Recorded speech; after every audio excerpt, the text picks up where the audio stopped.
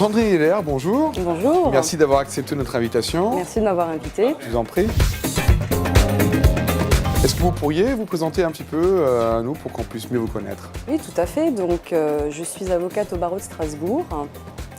J'ai monté une structure qui s'appelle Saint-Germain Avocats et Conseils, donc, qui appartient au barreau de Strasbourg il y a à peu près 1 an. Et donc c'est un cabinet qui a vocation à se spécialiser dans le conseil en propriété intellectuelle et industrielle. J'ai un deuxième volet concernant mes activités qui est effectivement la mise en conformité de la loi informatique et liberté pour certaines entreprises, puisque je suis correspondant informatique agréé par la CNIL, la Commission nationale informatique et liberté. Et donc à ce titre, j'opère des audits qui visent donc à la mise en conformité d'usages informatiques de sociétés ou de collectivités territoriales, de mise en conformité avec la loi informatique et liberté. Parfait. Écoutez, on va faire cette saison de cas par cas en votre compagnie. J'en suis ravie. Voilà, nous aussi. Et donc, voilà, vous avez apparemment préparé quelques questions ou questions-réponses ou sujets que vous désirez traiter avec nous pendant cette saison. Je vous laisse simplement choisir le thème et démarrer.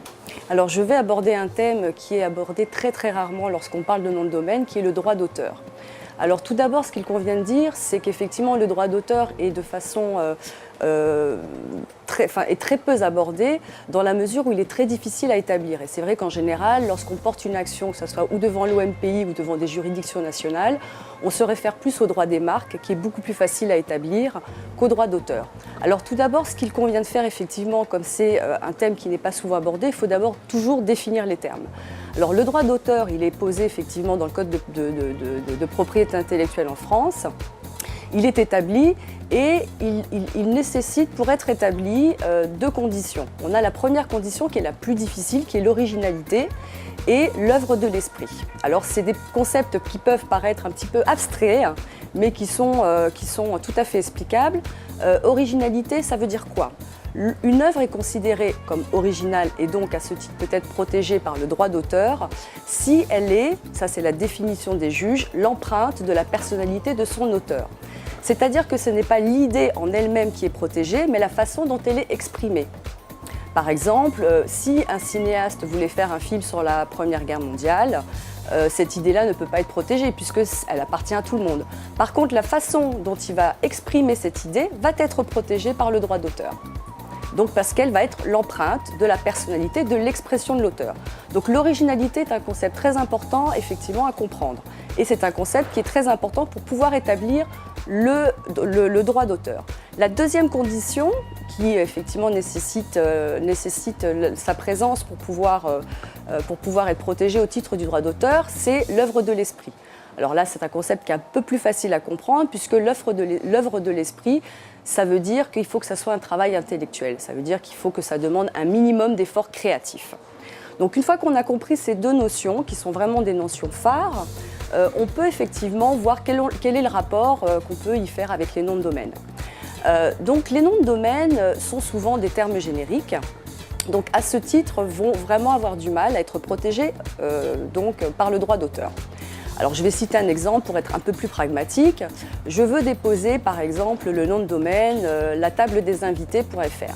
Est-ce que ce nom de domaine me permettra d'établir un droit d'auteur sur ce nom de domaine? Alors il est évident que non, par rapport à ce que j'ai expliqué précédemment, c'est-à-dire par rapport aux requis de originalité et travail intellectuel, parce que travail intellectuel, la table des invités, c'est pas très créatif, vous en conviendrez. Ensuite, effectivement, ce sont des termes du langage courant.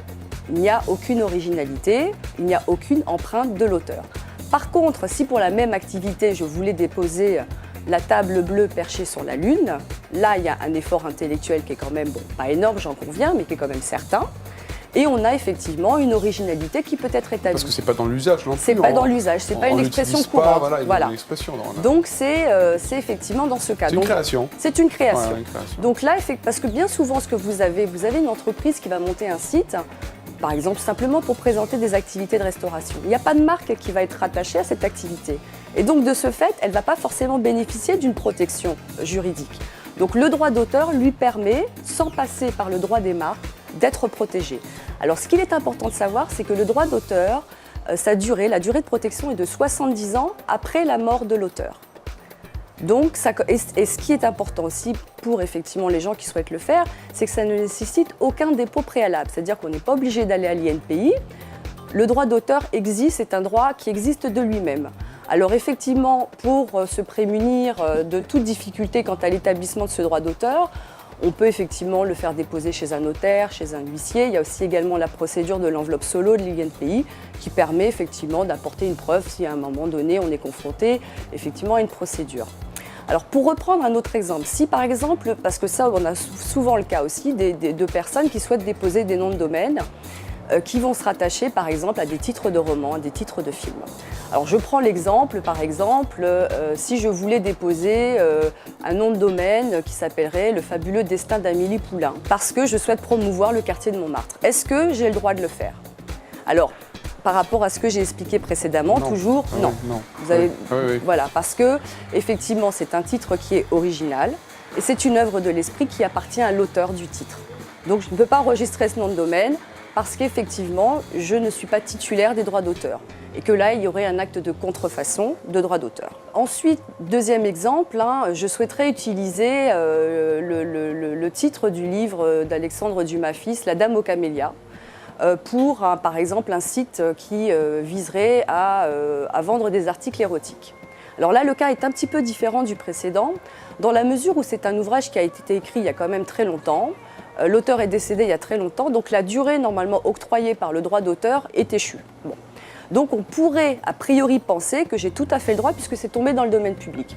Alors ce qui est important également au niveau du droit d'auteur, c'est que le droit d'auteur se divise en deux parties. Vous avez les droits dits patrimoniaux, donc c'est les droits à reproduction, adaptation, etc., donc qui visent à la rémunération de l'auteur. Et vous avez un droit extra-patrimonial qui s'appelle le droit moral, qui lui est perpétuel. Alors ce droit moral, c'est quoi?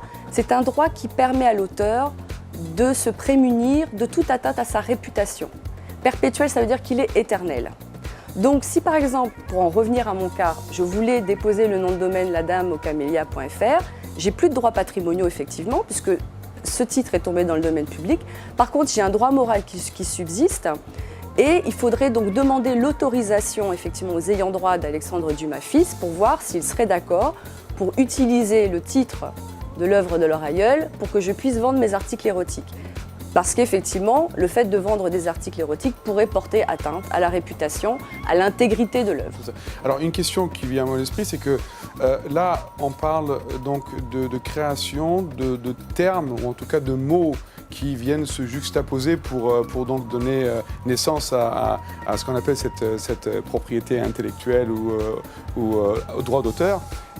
Qu'en est-il si, par exemple, une personne décide de faire une disposition particulière d'une certaine fonction sur un site internet? Est-ce que le fait d'avoir eu cette créativité, ou en tout cas d'avoir placé ces choses-là dans un ordre particulier sur son site, est-ce que cette créativité-là, même si c'est composé de termes, de mots, et aussi peut-être de cadres ou de chants, est-ce que ça peut aussi quelque part créer un début de preuve, ou en tout cas donner une sorte de légitimité à cette créativité, ou donner un droit à la personne pour se protéger ou pas? Tout à fait. Ce qu'il faut savoir, c'est que le droit d'auteur protège tout, quelle que soit la forme de la création. On peut être protégé pour sa base, une base de données peut être protégée au titre du droit d'auteur. Je reviens à ce que je disais précédemment, ce n'est pas la donnée en elle-même qui est protégée, mais la façon dont elle est présentée. Et on a eu l'exemple très récemment d'une juridiction qui s'est prononcée sur le droit d'auteur qui était dû donc à l'agence France Presse pour ses dépêches, qui avaient été reprises par un site.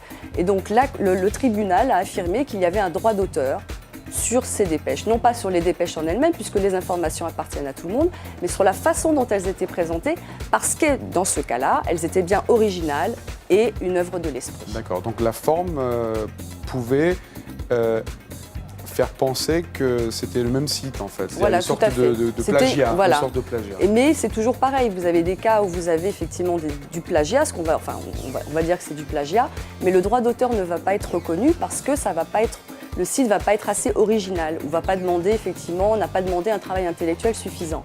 Mais dans ce cas-là, on peut très bien invoquer le parasitisme. Et les cours, en général, reconnaissent assez volontiers le parasitisme quand on est vraiment dans une copie. Et dans ce cas-là, pour se protéger, bon, bien sûr, il vaut mieux être, si on a besoin de faire ces protections-là, il vaut mieux quand même être conseillé par un cabinet. Mais Déjà, pour un premier geste qu'on pourrait faire de soi-même, c'est une enveloppe solo, Tout c'est-à-dire à faire fait. une copie écran de ce qu'on a Voilà. et de le déposer auprès d'un huissier Voilà. en demandant Ou simplement... même vous le déposez à la NPI. À l'NPI. Voilà, normalement, c'est une protection. Enfin, voilà, et une fois que vous la déposez à la NPI, vous gardez, en fait, vous avez 2 enveloppes solo, vous en gardez une pour vous. Vous en déposez une à l'INPI et en cas de litige, effectivement, pour pouvoir prouver l'antériorité, vous ressortez, voilà, et l'INPI regarde effectivement si ça correspond. Donc c'est une procédure qui est très simple, mais à laquelle il faut vraiment penser. Bon, c'est très intéressant. Merci d'avoir traité ce sujet avec nous et je vous dis à la semaine prochaine. À la semaine prochaine. Merci beaucoup. Merci.